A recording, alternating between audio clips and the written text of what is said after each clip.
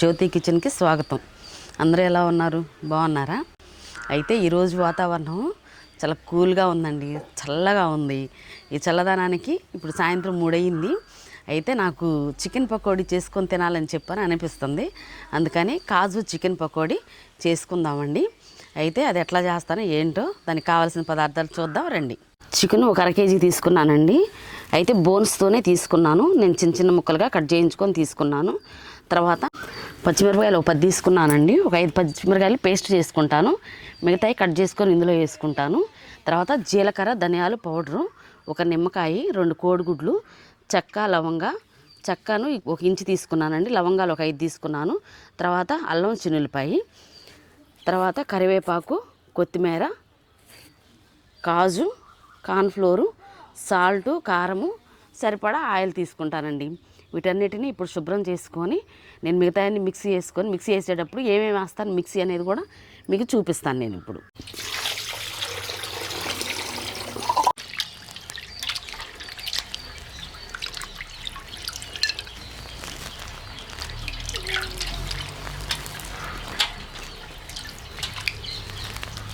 ఇవ్వండి, అన్నీ చక్కగా కోసుకొని కడుక్కున్నానండి. ఇక పచ్చిమిరపకాయలు 4 తీసుకున్నాను. పచ్చిమిరపకాయలు, అల్లము, చిన్నులపాయి, చెక్క, లవంగా, కొత్తిమీర, కొంచెం కరివేపాకు, ఇవన్నీ వేసి చేసుకుంటే కనుకండి చక్కగా పిల్లలు తినడానికి ఇష్టపడతారు. కంటికి మంచిది, ఆరోగ్యంగా కూడా ఉంటారు. ఇట్లా చేసుకుని పెడితే చాలా మంచిదండి.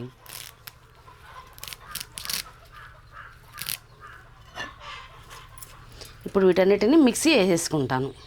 ఇదిగోండి, చికెన్ని చక్కగా కడుక్కున్నాము. ఇదిగోండి, ఇవన్నీ పేస్ట్ చేసుకున్నాము. పచ్చిమిరపకాయలు, అల్లం, చిన్నులపాయి, కొత్తిమీర, కరివేపాకు, చెక్క, లవంగా. తర్వాత ఇదిగోండి, ఇవి కూడాను చక్కగా కోసి పెట్టుకున్నాం. ఇప్పుడు ఒక్కొక్కటిగా వేసుకొని కలుపుకుందాం. మనం ముందుగా సాల్ట్ సరిపడినంత వేసుకుందామండి. 1 స్పూను,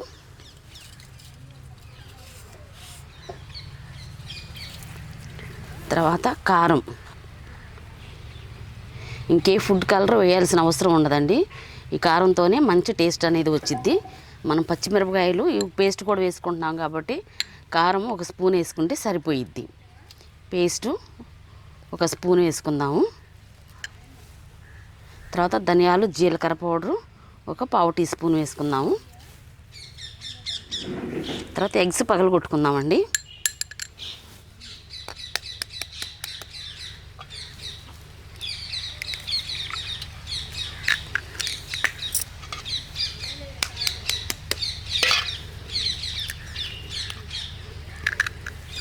తర్వాత కార్న్ఫ్లోరు,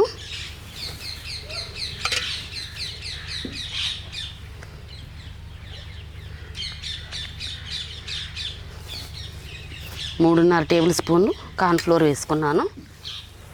తర్వాత జీడిపప్పు కూడా వేసేస్తున్నాను. తర్వాత కొంచెం కొత్తిమీర, కొంచెం కరివేపాకు, ఒక చెక్క, నిమ్మకాయ. మనం వేసిన మసాలాలన్నీ చక్కగా చికెన్కి పట్టేటట్టుగా చక్కగా కలుపుకోవాలండి.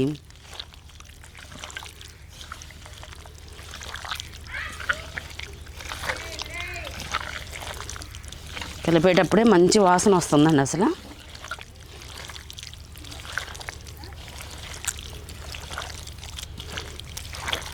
ఇలా కలిపేసుకొని ఒక అరగంట పాటు మనం ఫ్రిడ్జ్లో పెట్టేసుకుంటే మెత్తగా ఉంటుందండి. ముక్క అనేది చాలా బాగుంటుంది.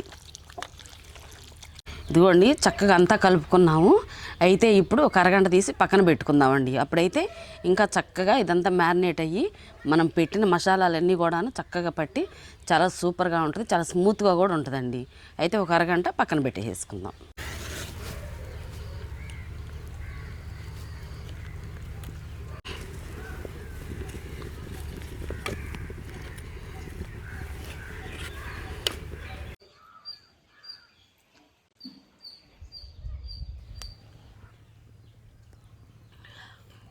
ఇప్పుడు బాండి పొయ్యి మీద పెట్టుకుందామండి.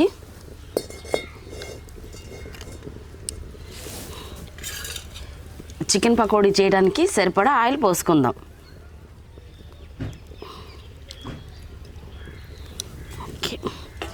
ఆయిల్ని కొంచెం వేడెక్కనిద్దాము. ఇదిగోండి చికెన్ అరగంట ముందు మ్యారినేట్ చేసి పక్కన పెట్టుకున్నాం కదండి. ఇప్పుడు ఆయిల్ కూడా కాగిపోయింది. మనం చికెను వేసేసుకుందామండి.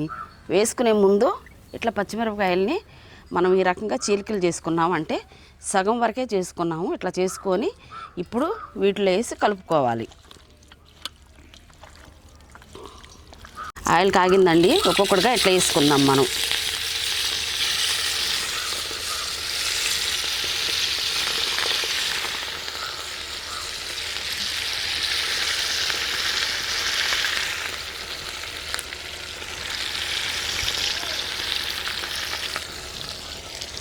కొంచెం కొంచెంగా వేసుకొని 2 సార్లుగా వేపుకుందామండి. బాండి మొత్తం ఒకసారి వేసేసుకుంటే కనుక అటు ఇటు తిప్పుకోవడానికి మనకు వీలుగాను ఉండదు. ఉడకడం కూడాను చాలా తక్కువగా ఉడుకుతాయి.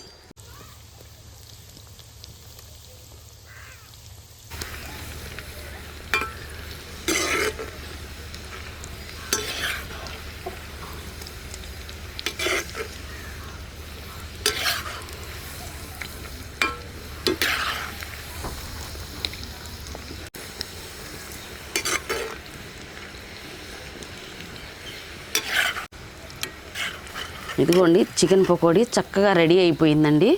ఇప్పుడు మనం తీసి వేరే ప్లేట్లోకి వేసేసుకుందాం.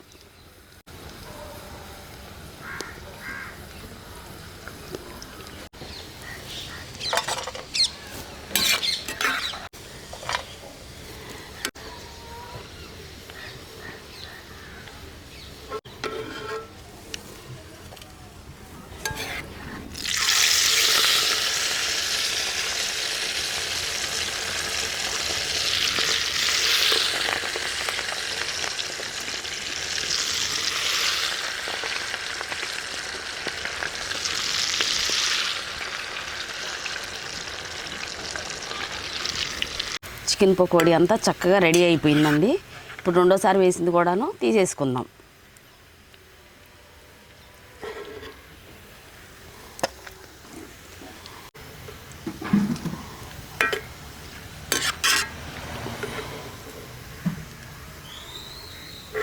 ఇదిగోండి అసలు సిసలైన కాజు చికెన్ పకోడీ రెడీ అయిందండి.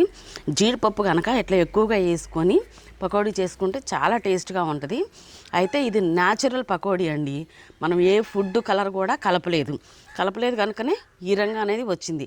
లేకపోతే రెడ్ కలర్లోనే వస్తుందండి. ఇలా చేసుకొని పెడితే మన చిన్నపిల్లలు తింటూ ఉంటారు. ఇష్టంగా చిన్నపిల్లలు తినేది చికెన్ పకోడీనే తింటారు. కనుక న్యాచురల్గా మనం చేసుకొని పెడితే కనుక చక్కగా వాళ్ళకి తృప్తిగా ఉంటుంది. ఏ రంగు కలపలేదని చెప్పని మనకు కూడా బాగుంటుంది. అదే బయట కొనుక్కొచ్చుకుంటే అంత ఎర్రగా ఉంటుందండి. ఎప్పుడైతే చికెన్ పకోడీ ఎర్రగా కనిపిస్తుందో అది ఫుడ్ కలర్ కనిపించింది. ఎట్లా అయితే కనుక న్యాచురల్గా ఉండాలి. అయితే ఇప్పుడు టేస్ట్ చేసి చూద్దామండి ఎట్లా ఉందో.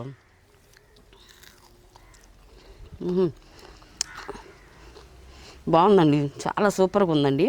ఇది చూడండి ఎంత మెత్తగా ఉడికిందోను, లోపల ఎంత మెత్తగా ఉందో, పైన అంత క్రిస్పీగా ఉందండి. చాలా బాగుంది అసలు, సూపరు.